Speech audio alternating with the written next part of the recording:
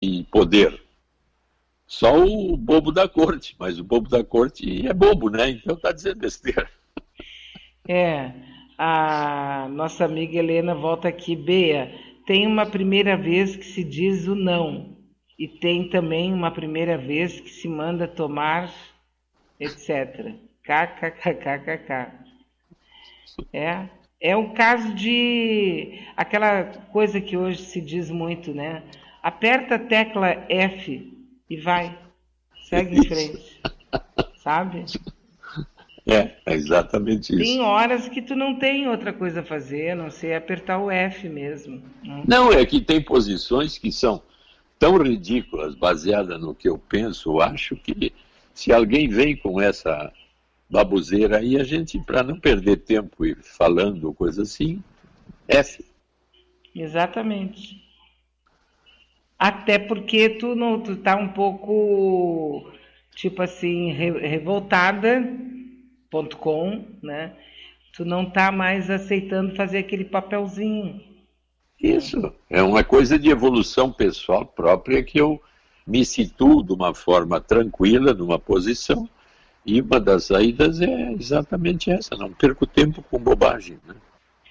Eu estou exatamente nessa posição, Beatriz. Há algum tempo estou fazendo com a minha vida o que eu acho que devo fazer. Meu marido está gostando. Ele diz que estou muito mais ativa e muito mais participativa. Mas eu simplesmente não tenho mais feito as velhas caminhadas que nós fazíamos, não vou nos mesmos lugares. Agora, se ele quiser ir, que vá. Não tenho nada contra. Então, tu vê, aí eu posso usar uma metáfora. Por que a gente admira uma orquídea e fica encantado com a beleza da flor? O que é uma planta como uma orquídea? Um ser altamente espontâneo. Ela é aquilo. E ela nem está querendo ser admirada do jeito que eu admiro. Porque ela se basta sendo ela. Então, trazendo essa metáfora para essa mulher que nos pergunta, ela está sendo ela, a orquídea, e ele que seja o que ele quiser. Eu sou assim e gosto de ser assim. E o paradoxo, né? Quanto mais eu gosto de ser assim, mais admirável eu posso ser. E de alguma maneira, na verdade, nós temos um certo rumo quando a gente nasce. Ontem a gente ainda estava comentando justamente isso. O que esperam de nós quando tu nasce? Que tu cresça, que tu estude, que tu escolha algum tipo de esporte para fazer, algum lazer, alguma coisa, depois uma profissão, depois um marido ou uma esposa, uma família, depois uma realização pessoal, umas viagens, e depois aposentadoria e depois morte. É isso, nosso roteirinho básico é esse, né? Nossa maleta de Então, viagem. desse roteiro, eu tenho que ser eu o tempo todo. O ideal é que eu seja eu, sendo tudo isso, que é um roteiro que pode ser até criticado. Ah, todos os roteiros são iguais. Claro que são. Socialmente, nós temos um papel. Nós vivemos em sociedade, nós temos um tipo de vida, um tipo de trabalho, um tipo de relação, enfim. Mas o que nós estamos tentando fazer é que, ao ser esse tipo que o social nos impõe, de certa forma, que eu seja cada vez mais eu mesmo, com sentido próprio de mim mesmo, capaz de me admirar como alguém que está passando por essa vida de vários roteiros, com algum significado pessoal importante que me dê sensação de que vale a pena viver. Se eu consigo isso, eu estou num caminho pessoal altamente meu e correto para mim. É bonito isso também que eu disse, mas quantas pessoas estão seguindo esse caminhozinho? Como tu diz assim, que caminhozinho sem sentido. O que eu estou fazendo aqui? Eu não É, achei essa possibilidade de alto valor e de satisfação comigo mesmo. Esse é o caminho central que todos deveriam buscar. E que aquela ouvinte está querendo ao parar o marido de dizer as bobagens que diz para ela. E o dia que ela fizer isso, provavelmente ele vai agradecer, sabe? Ele vai poder dizer assim, pô, querida, como eu queria que tu voltasse a ser aquela mulher que eu vi um dia no Tugúrio. Pois é, eu fui ver o significado, né?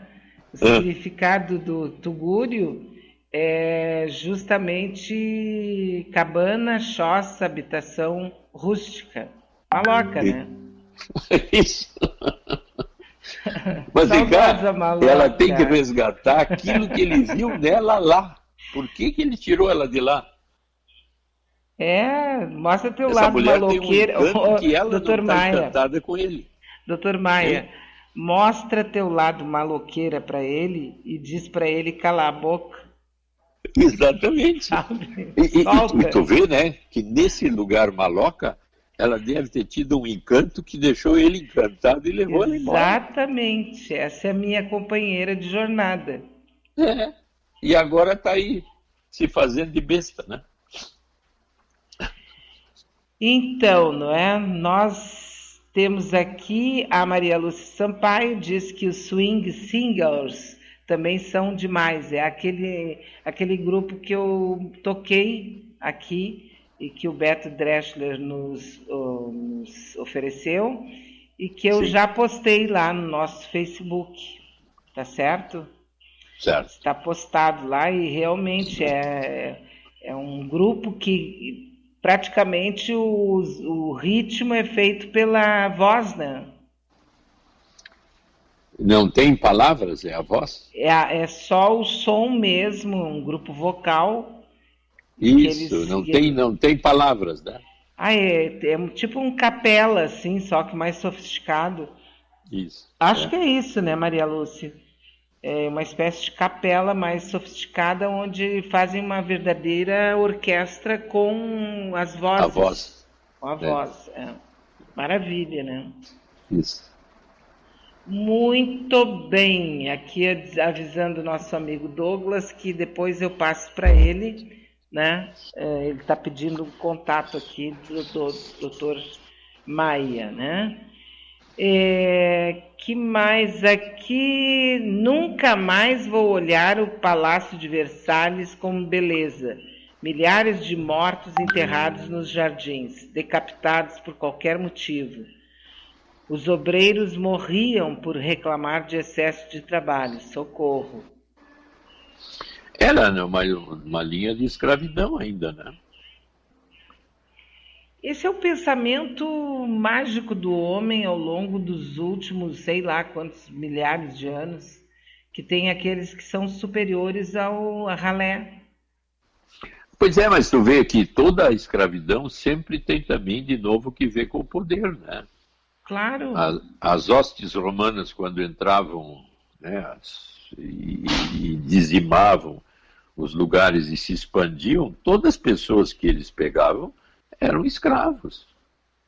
Eram pessoas de nível inferior, porque o poder era o ser romano, né?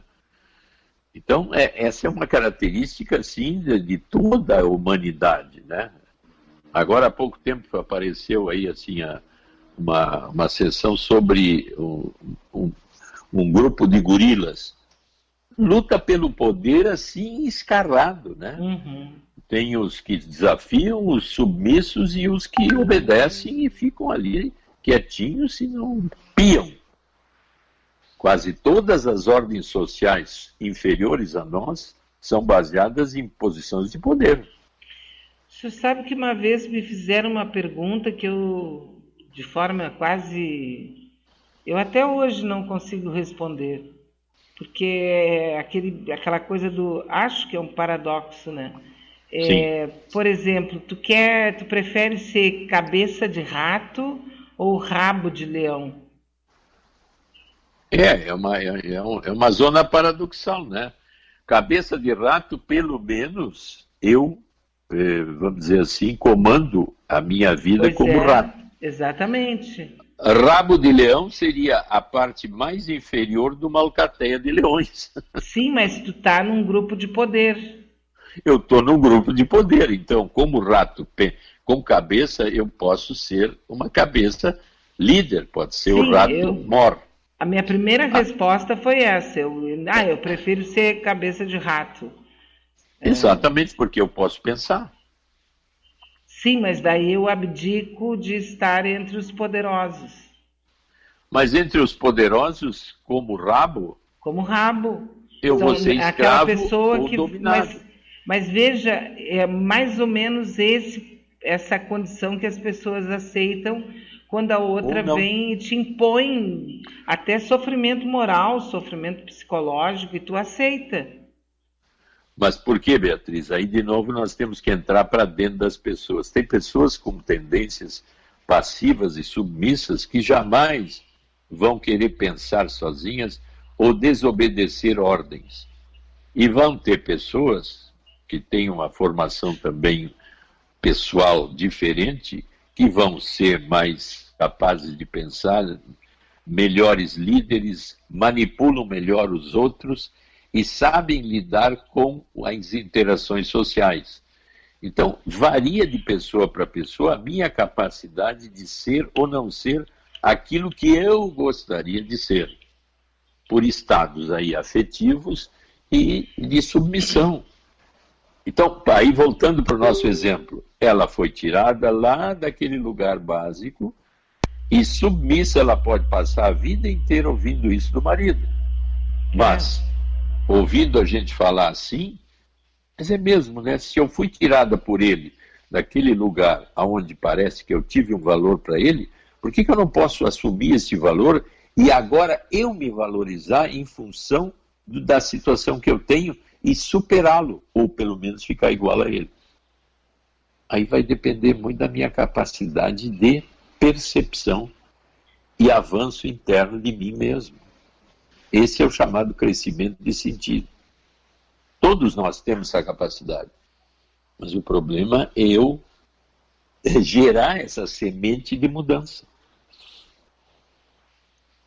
Sim, é aquele momento do basta, né?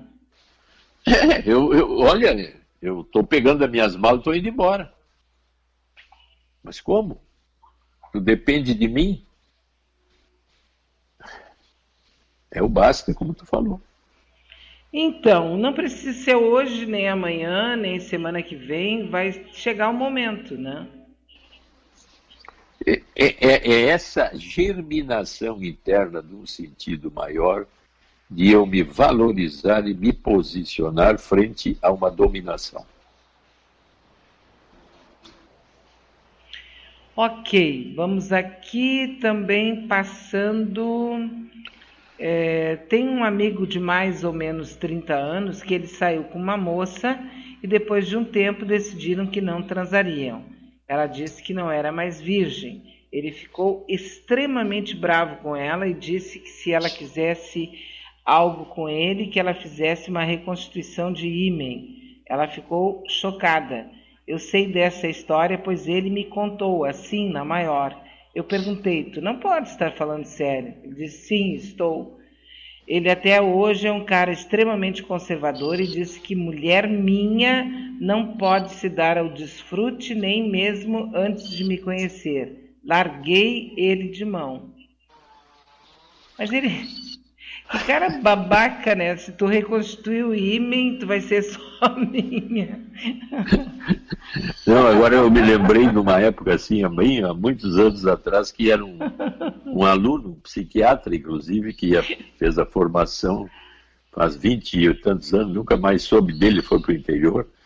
Mas é exatamente isso. Ele era um sedutor, um cara bonito, o passado era um pai extremamente ciumento com a mãe, a ponto da mãe, se dissesse que tinha um ídolo de um ator, de uma coisa assim, ela era punida pelo pai. Essa era a formação dele. Então, ele namorava as mulheres e aí elas se encantavam, ficavam maravilhadas com ele, começavam a ter intimidade, achavam que era o homem da vida delas. Aí, então, devagarinho, ele ia assim, mas querida, Tu teve 2 namorados antes, né? O que tu